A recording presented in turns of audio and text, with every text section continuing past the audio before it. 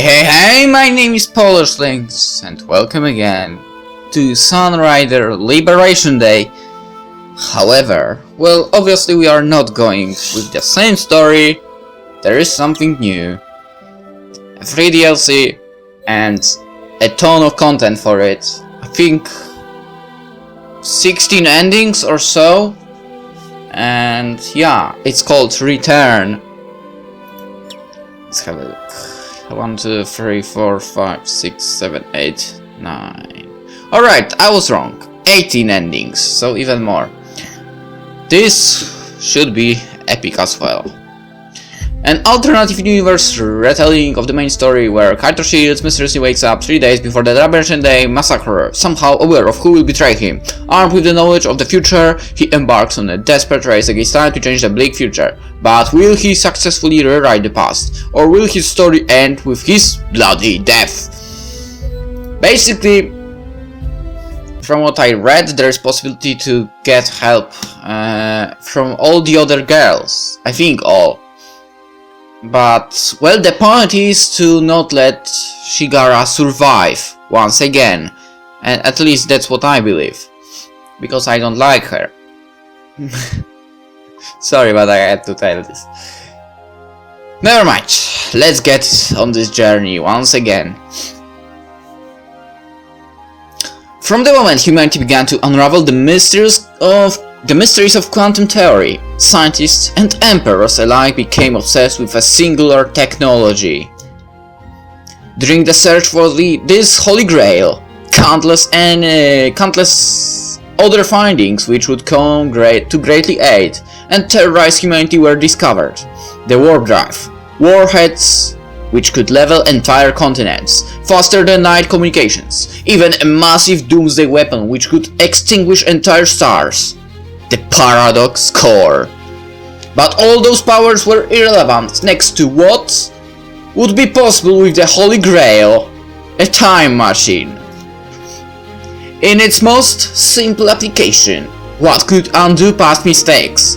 If an action ended up causing an adverse reaction later in time, one could simply travel before when the action was made and react differently with the benefit of hindsight. The full implications of such device were still far from more awesome. One could stop aging, freeze time for everyone else but oneself, and perform an unlimited numbers of actions while everyone else was frozen. Translocate other people and objects anywhere, at any time. Become older, become younger. Given an infinite amount of time, one could become anyone and accomplish anything. By no exaggeration, someone with a time machine would not be a human, but a god. Well, we know who is capable of doing so already.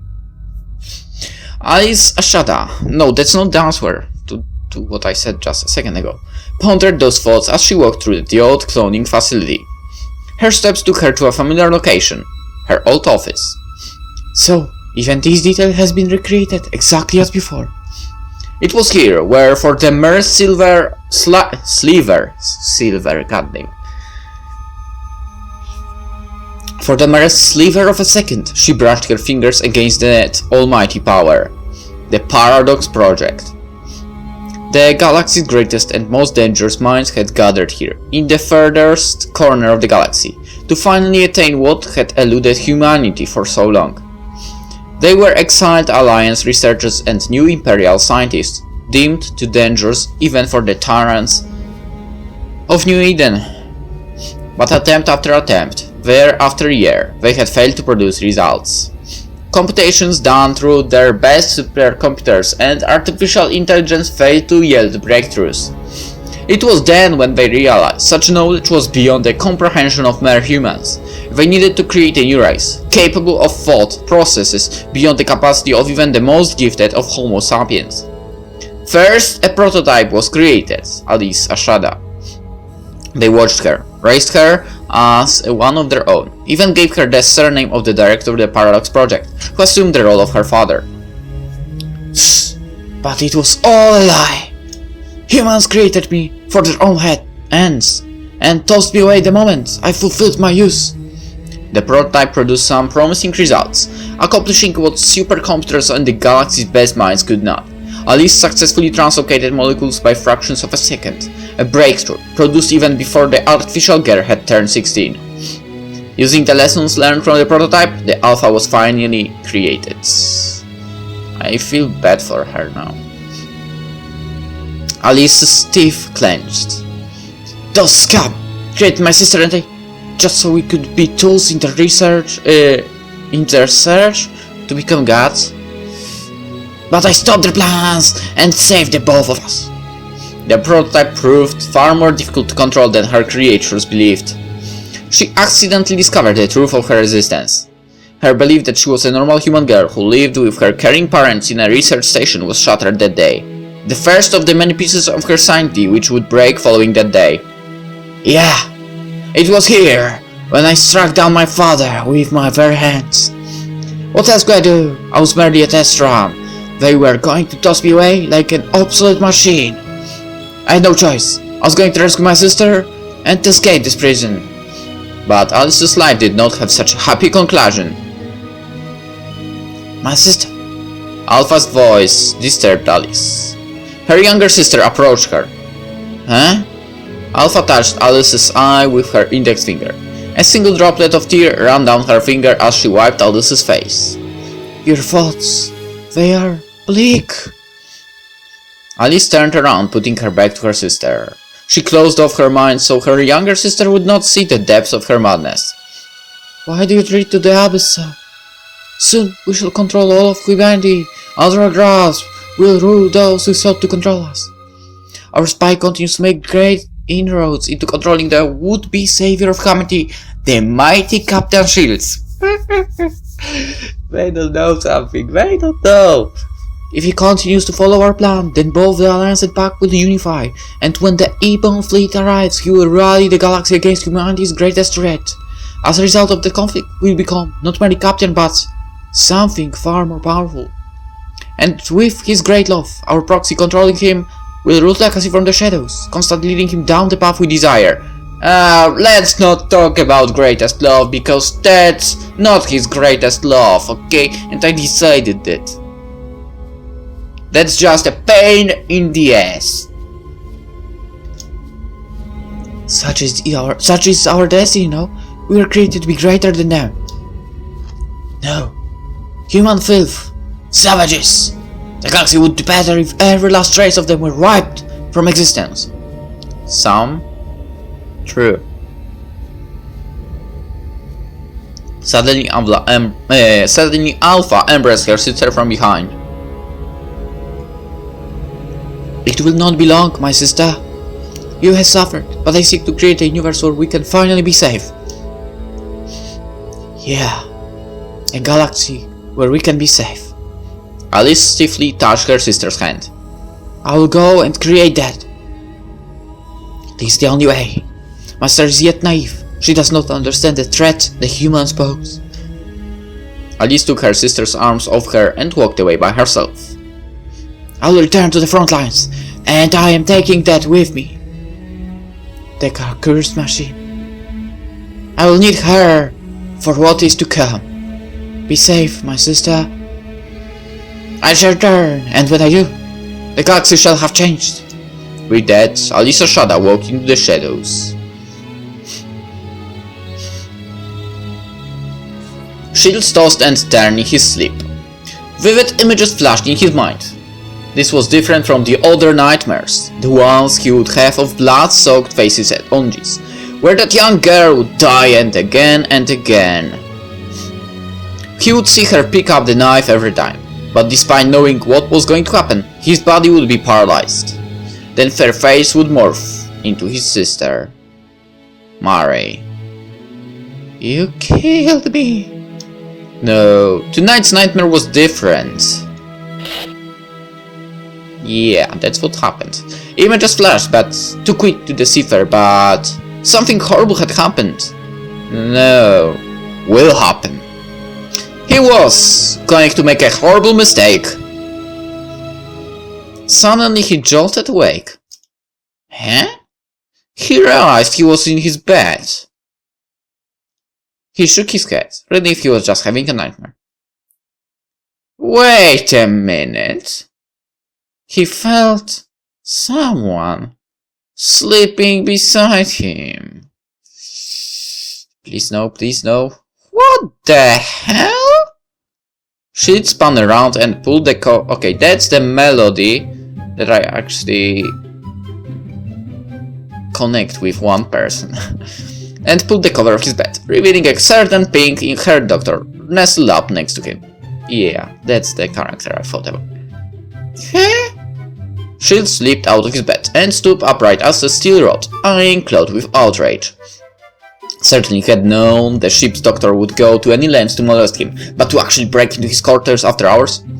Besides, his room was locked with the strongest encryption protocol and on board the ship, Ikari had seen to it that his door would not be broken into ever again. Just how did this buffoon of a doctor get here? For a moment he tried to recall if he had been drinking heavily in the mess hall before arriving at his quarters. No doubt the slasherous doctor would have used such a lapse in his defenses to latch onto him into his bedside. Thankfully he recalled that he had merely been filling out paperwork the whole night before finally deciding he had had enough and resigning himself to listening to Ava's lectures in the morning. Claude opened her eyes with a yawn. Good morning. Good morning! How did you bypass security to get in here? Claude stood from the bed, her hair a mess. It was such a pitiful sight, Captain. Look at your sleep-deprived face every day. As ship doctor, I had to do something to remedy your sleep disorder. Stat! Clever, very clever. Of course, the best remedy will be a contented deep sleep after pounding your white-hot vanguard in the woman of your dreams. And so I, Claude will step up to the task.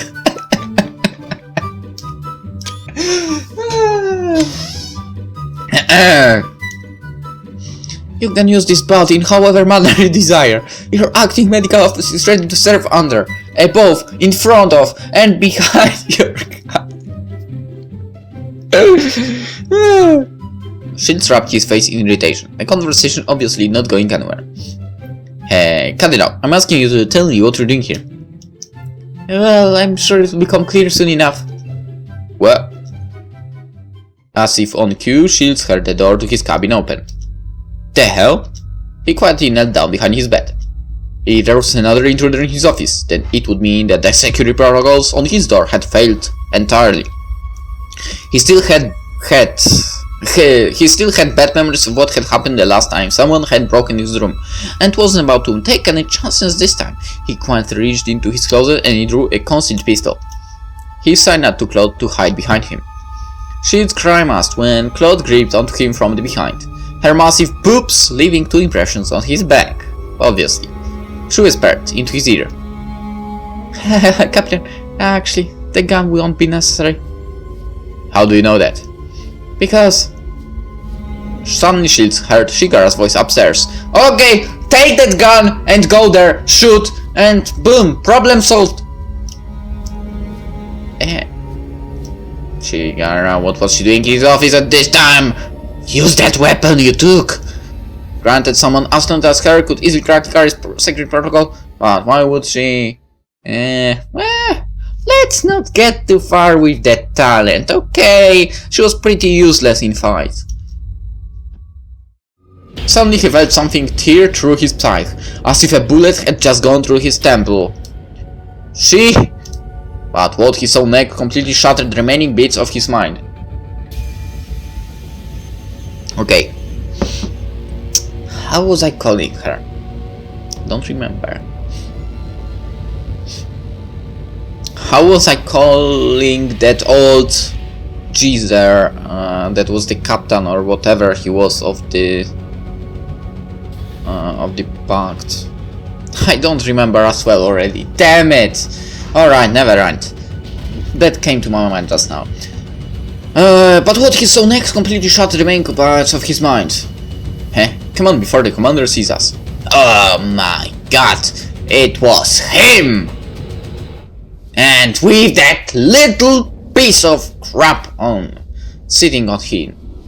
Oh, yeah.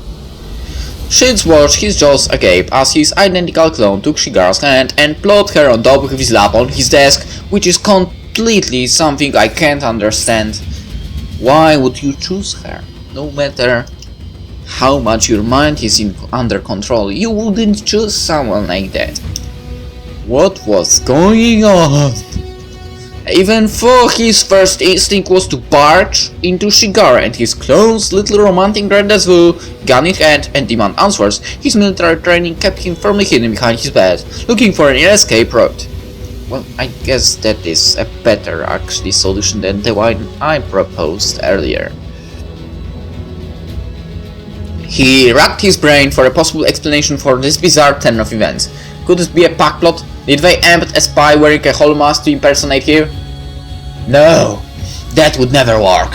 First off, anyone boarding the ship was subjected to a full DNA test. They scan. Then could it be the prototypes? That seemed absurd, as they had a massive army of clones. Could they have acquired his DNA sample somewhere? All it would take to breed a second Kayto Shields would be a strand of his hair, left somewhere unwittingly by him. But it would still take a lifetime of training for a clone to successfully imitate him, and there was no way someone as intimate with him as Shigara would fall for a trick like that so easily. Well, actually, even if she wasn't controlled by anyone, I'm pretty sure she would be the one that would be tricked into anything the easiest. Besides, I don't like her. Again, I will keep repeating them. I know that will be annoying, but I'll probably keep doing that. He had to calm his racing mind. For now, he had to escape detection and other ship security. Or something. He racked his brain for what the proper protocol for dealing with the doppelganger of the ship's captain was, but for some reason he couldn't remember being taught anything about it during his training at the Space Force Academy. Perhaps he had slept through that one. Not surprising, to be honest. I would probably do the same, sleep through it. Of course, the ship's design had left open a number of secret escape routes he could use to leave his room. A warship was an inherently dangerous locality, and so a large number of concealed passageways crisscrossed the ship so that the crew would not be stranded in the event the ship lost structural integrity. Shield slowly opened his closet and tore off the carpeting below, exposing an access gate to a tunnel leading to the X0. To his relief, the gate still accepted his commands after he swept the ID chip located on his sleeve on the security scanner. He opened the gate and motioned for Claude to follow him. I know Claude is kind of a traitor as well, but somehow I can forgive her, okay? She's funny.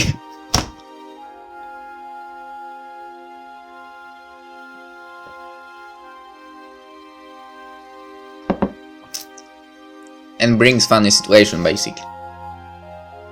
Well, Shigara, well, nothing really. I mean, only things useful are the technology she provides while for the riders they use, but you know, what we have now is enough. Plus, I think we could find someone even better. Okay, never mind. Let's continue the story. My god, I was so offensive towards her. After climbing down the tunnel, the pair dropped down from the ceiling onto the floor of the hallway. Shields immediately turned to Claude and interrogated her for answers. It seems like you have a better idea than I do about just what in the hell's name is going here. Oh, answers, Doctor! Well, this is a surprise. You really don't remember anything. I can remember everything just fine. I'm Captain Kayto Shields of the assault carrier Sunrider. We arrived at Sunrider to take part in the critical operation to liberate our homeworld from Pact Loyalist forces in conjunction with the Alliance Combined Fleet. Oh, but can you remember what happened after that? After we arrived at Sunrider, I spoke with the rider team in the mess hall, then I returned to my office to do some paperwork. And then the next thing I knew, I was in bed with you. So you have no memory of what happened after the operation? What the hell are you talking about? How would I know what happened after? The operation hasn't begun yet. Huh? It appears you're suffering from some memory loss thanks to your first temporal translocation. But not worry, in just a few hours all your memories of what happened will return. Shield's brain spun at the disturbingly high frequency at what Claude was implying. Temporal translocation. Memory loss. He had known Claude was his date, but this was on an entirely different level from her usual antics. There was no question something out of the galaxy was happening for. He had just witnessed his body double flirting with Shigara as if it was the most casual thing in the world. He closed his eyes and tried his best to remember just how he had got here. Those images again. Bloody flashes of horror flashed in his head. He had no idea where they took place or when. But he knew that little piece of crap Shigara was somehow involved. Those aren't just images. They are my memories, aren't they? Did you remember something, Captain? A massacre. Everything we worked for. Destroyed. Horror. Knowing that much, I guess I can fill you in about the rest. 3 days from now, a disaster will occur at the Sierra which will thrust humanity into war so devastating. It will make the natural war look like a mere playground, scuffle in comparison. I'm sure you already have a premonition, but that little piece of crap Shigara will be the catalyst who will spark the disaster. I've brought you here to rewrite the past to prevent the disaster from occurring. Once again, Shields had received another bombshell of a revelation. What was Claude even saying? Bring him back to rewrite the past? Something like that was impossible. Suddenly more memories played back in his head. You're telling me Claude is a time traveler? Oh, far more than that. If such entity could be given a name, then the closest description of her would be Claude is a god. Shields wrapped his spinning head and fought back the mounting nausea. While his understanding of what had or will happen was still foggy, like trying to recall a dream he had seen months ago, Claude's seemingly impossible explanation seemed validated by what fragmentary memories he still retained. Okay then, we alerted ship security and then detain Shigara, that little piece of crap. Problem solved, right? Actually, Captain. But now, think about it. She was a traitor, but she took him back to rewrite the past, so she kind of is again on our side, like not traitoring and stuff. Probably. So yeah, it's not so bad after all. But still, I'm curious about the Crow thing. The Crow guy. I think that was a Crow guy. I think even his name was Crow. Alright. Too many breaks. He shook his head and his own naivety. Of course, resolving this wasn't going to be that simple. For all intents and purposes, the Kayto shields hitting on Shigara in his office right now was the captain everyone accepted in this timeline. If he just revealed himself now, he would be the one to get detained and questioned. And given his doppelganger's infatuation with the chief, he doubted that convincing him that she was a spy would be so easy, especially from inside a brick cell. The fact that he had less than 72 hours to stop the massacre meant he couldn't afford to risk getting confined in the brick for the duration of the coming battle. He had to take a more covert approach. Well,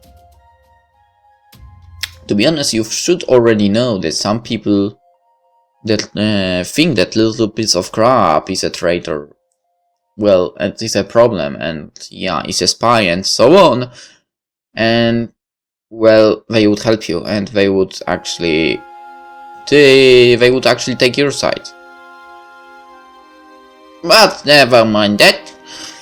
No, the proper protocol in such situation would be to confine the captain's doppelganger in the brig for further questioning, which to everyone in this timeline would be me. Well, that can be actually proven that you are the other one. We can afford to blow our cover. We'll have to approach this differently. We'll recruit one person to help us, someone we can trust. Then the three of us work from the shadows to prevent this disaster from occurring. Ah, I see. Understood, Captain. Then, who shall we recruit to our case? He gave that question long thought. This person will have to be.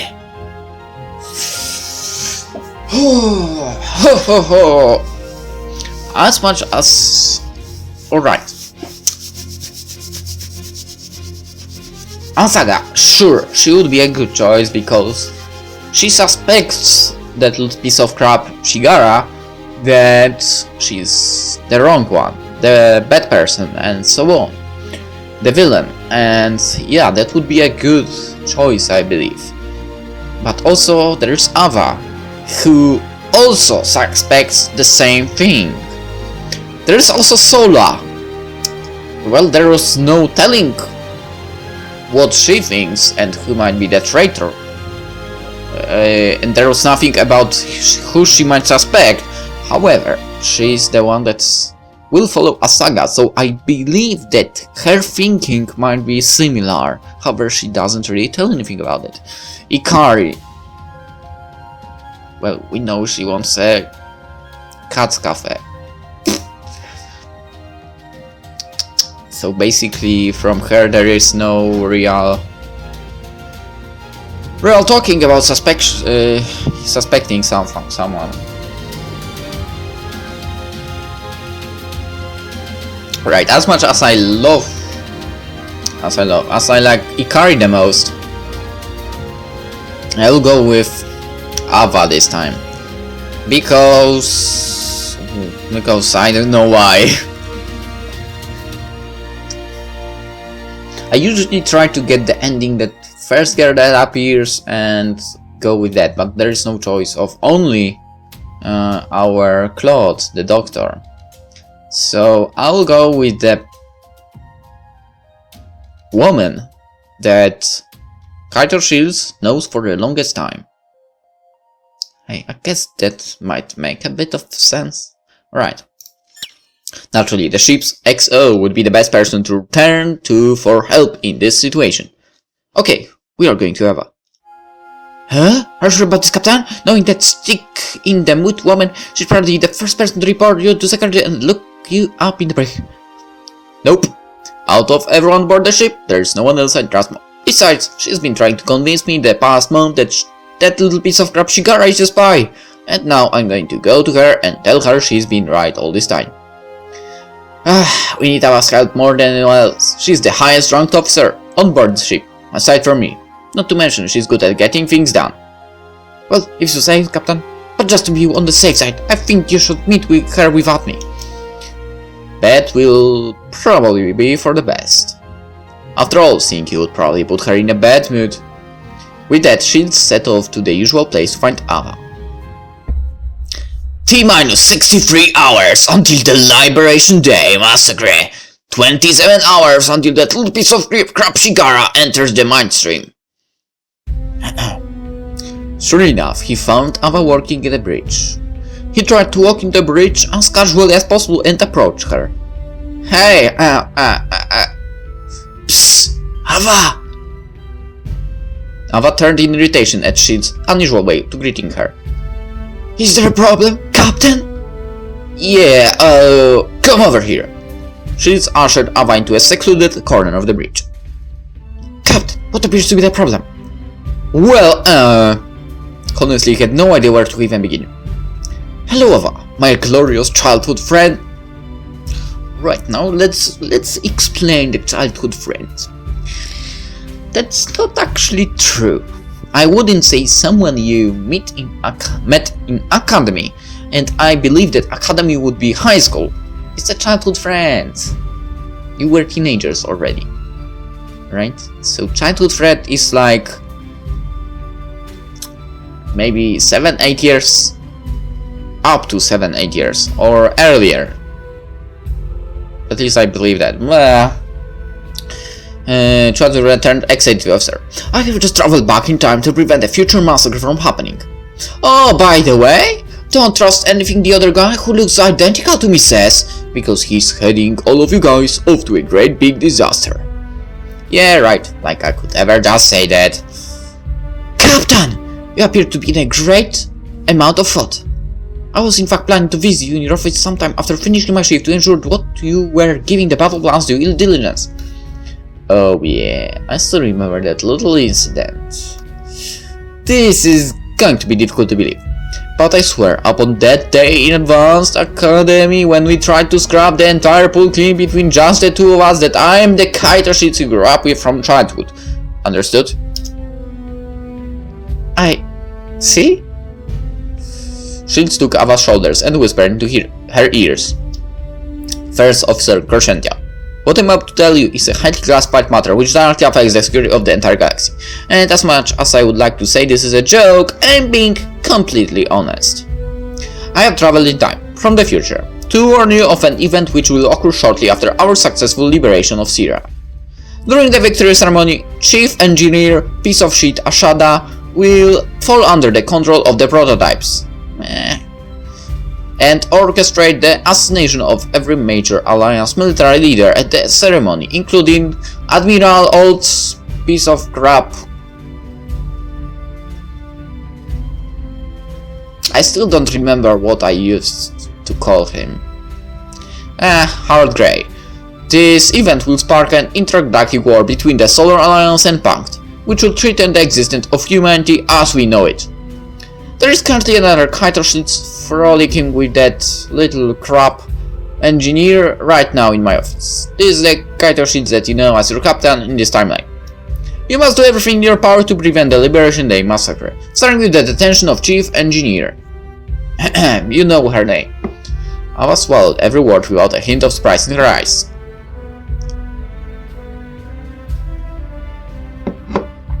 Yet Shields knew that every word of what he had just said sounded like a big wrong. Finally, Ava nodded. Very well, Captain. I roughly understood the situation. She sighed in relief. I'm very glad you believe me, honestly.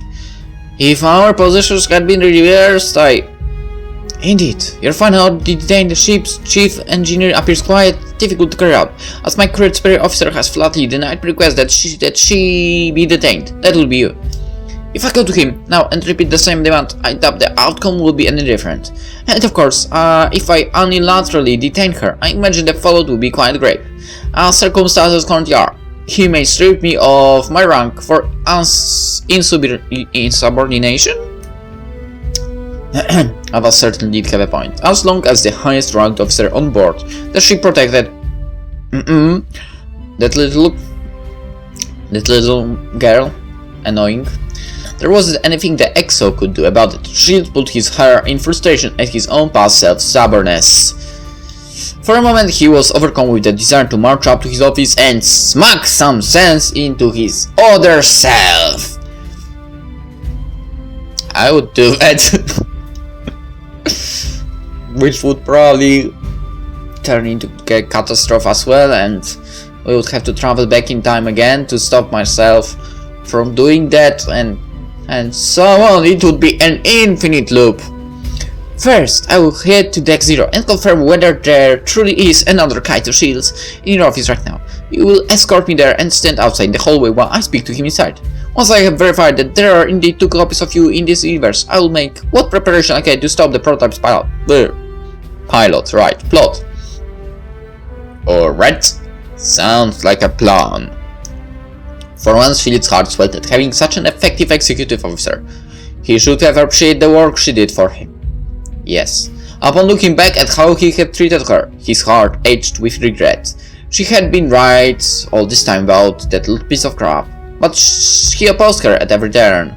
He had even dredged up his past relationship with her as an excuse to defend the bad person. He had to apologize. Only with the benefit of hindsight did he know how wrong he was. The two of them entered the lift and headed up to Deck 0. Shield stood outside his office while Ava spoke with the other Shields inside. After a brief moment she emerged, her face grave. A part of me suspected this was merely an elaborate prank, but I see that you are the real deal, Kayto Shields. I imagine you will not tell me just how you managed to travel back in time. I'm afraid not. You wouldn't want to know anyways. Very well, perhaps I am better off in the dark in regards to such dangerous matters. But I believe you are telling the truth. There can be no other explanation as to why you would suddenly change your position on the chief engineer, aside from the fact that you are indeed from the future. And do not believe you are somebody doubly impersonating the Kayto sheets. I know either. But the situation is no better, as I'm utterly incapable of convincing the current captain of the ship to change his mind. About that, I'm not sure how much it means to you given the circumstances, but I'm really sorry for how I just treated you in the office right now. And before that too, when you tried to convince me to detain that little bad person. Captain, it hardly makes sense to apologize for the actions of another individual you have no control over, regardless of the fact that he's your identical clone. Oh, the guy in there is still me, and I feel ashamed to even look at him. He lost too much, and just wants to keep hearing that he will come back to Sierra with a new family. Yeah. Too bad that guy chose the worst girl. I shouldn't have treated you so poorly. I hurt you. You should have been his choice. Or Ikari. No, Ava should be his choice. I still can't believe some of the things I said. I was emotional. I should never accuse you of being jealous or anything stupid like that. You'll always be a lot more than just my executive officer, Ava. I can't put it into words how much I regret saying anything else. Captain, while I appreciate your honesty in admitting you were wrong about the chief engineer, I believe there is a time and a place for anything further, and that moment is not now. We appear to be in the midst of a conspiracy to murder the top Alliance military brass first. We must unravel this plot before deciding on anything else. Heh, spoken exactly like Ava. Alright, but after all of this over, then I guess we will talk? Suddenly the klaxon sounded, interrupting Shield's moment. Red alert! The pack flickers made its move! Oh, there was no choice of Kriska to be of help.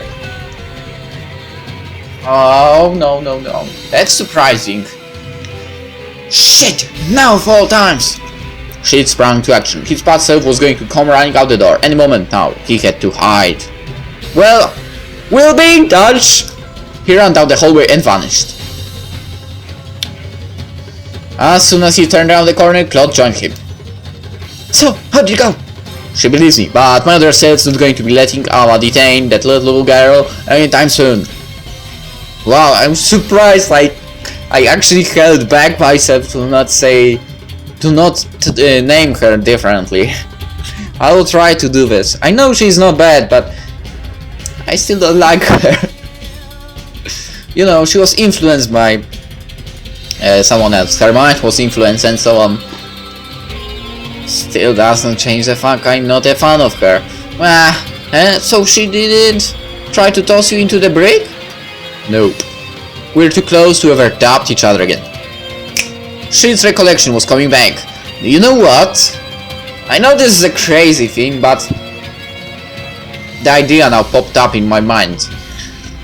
The Sunrider basically was RPG stuff, right? But in this, we travel back and we are as shields.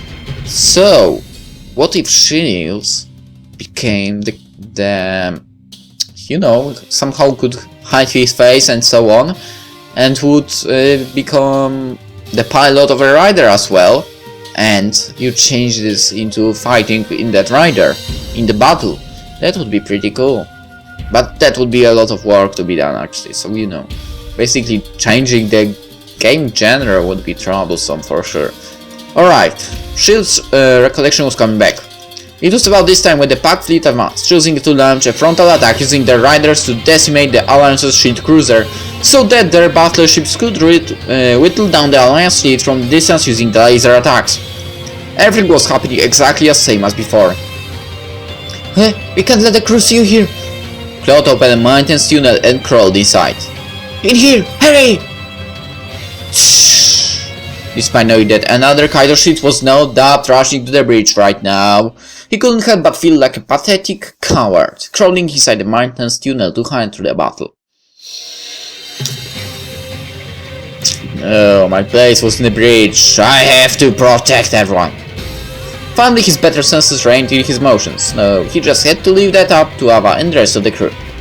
He wasn't going to protect anyone by marching to the bridge right now. Shield swallowed his bride and crawled into the mine-dense shaft. Claude shut the gate, swallowing the two of them in darkness. Alright. I think this is actually a bad moment to end the episode, but let's end the episode here. Why not?